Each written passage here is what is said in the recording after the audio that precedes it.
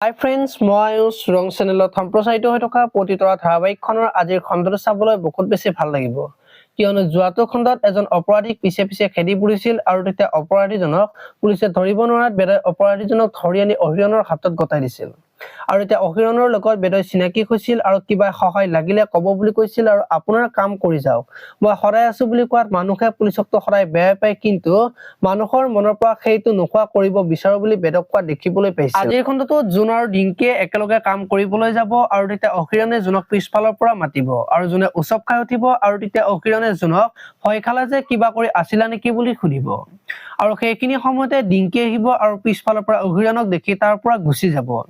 আৰু তাৰ পাছতে ডিংকি আহিব আৰু ছাৰ কিয় আহিছিল বুলি সুধিব আৰু তেতিয়া ডিংকিয়ে পিছে পুলিচটো দেখোন ধুনীয়া দেই বুলি ক'ব। একদম চিনেমাৰ হিৰোৰ নিচিনা মোৰ কিন্তু পছন্দ হৈছে বুলি জোনক ক'ব আৰু তেতিয়া জোনে তেওঁ পুলিচ হয় আৰু তই মই কি হয়, গতিকে তেওঁক চোৱাৰ আমাৰ অধিকাৰ নাই বুলি ডিংকিক কোৱা দেখিবলৈ পাব। এইফালে আকৌ বেদৰ আজি প্ৰথমৰ কামটো সফল হ'ব আৰু ঘৰলৈ অহাৰ পিছত অনু মাক হ'বলৈ ওলোৱা কথাটো বেদক ক'ব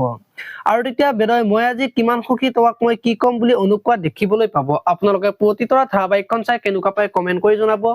আৰু যদি আপোনালোকে এতিয়ালৈকে চেনেলটো ছাবস্ক্ৰাইব কৰা নাই তেতিয়াহ'লে চেনেলটো ছাবস্ক্ৰাইব কৰি ভিডিঅ'টোত এটা লাইক কৰি দিব। ধন্যবাদ।